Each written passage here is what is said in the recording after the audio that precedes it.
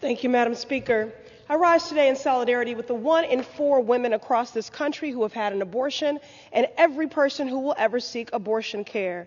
Your neighbor, co-worker, family member, those whom you work with, and yes, those whom you worship with too. The mother of 3 working double shifts to make ends meet who just cannot manage the physical demands of another pregnancy. The student who made the decision to finish their degree and begin their family on their own terms. No shame, no stigma, no regrets. The young parents who receive the heart-wrenching news that they have miscarried and will need abortion care immediately. I rise today to proclaim, I see you, I love you, and I stand with you. Carry no shame for your health care choice. The only shame is that there are forces at work to deny you it. And while my heart is heavy, my spirit is resolved and determined. Madam Speaker, there are many who have arrived at this moment with newfound outrage at the prospect of this reversal of law.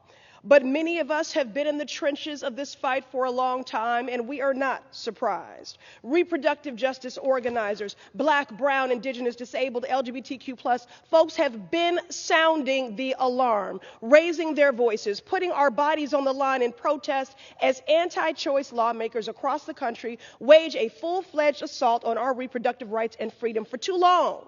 The right to control our own bodies, the right to determine our own fate, the right to decide if and when we have a child has been up for debate in the halls of power.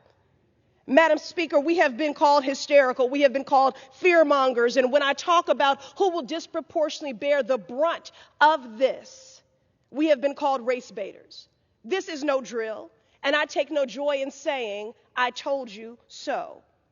I have stood on the steps of City Hall in Boston. I have organized on the Boston Common. I've stood at the State House in Boston. And I've stood on the steps of the Supreme Court chanting, nobody's free until everybody's free. Liberate abortion. Madam Speaker, colleagues, nobody is free until everybody is free. SCOTUS has offered empty words in their leaked draft ruling and then threw up barricades and fences, knowing full well that the majority of people who call this nation home vehemently disagree.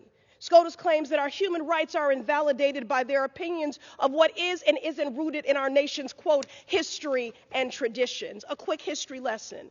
Our nation's history and traditions denied my very personhood. Our nation's history and traditions bought and sold my ancestors. Our nation's history and traditions exploited the bodies of people who look like me. Our full humanity, our bodily autonomy, and our collective liberation hang in the balance. Madam Speaker, the court fails to live up to its ideals and its purpose. The idea of equal justice under the law has been a rallying cry, but not a reality for many. The anti-abortion movement in America is rooted in organized white supremacy, and overturning Roe v. Wade would only perpetuate cycles of poverty and trap our most vulnerable in systems of oppression. None of this is abstract. There is a history of medical apartheid in this country against Black, brown, immigrant, indigenous, and disabled folks. And right now, we find ourselves living in a Black maternal morbidity crisis where Black women are 3 times more likely to die from pregnancy-related complications than white women, to die.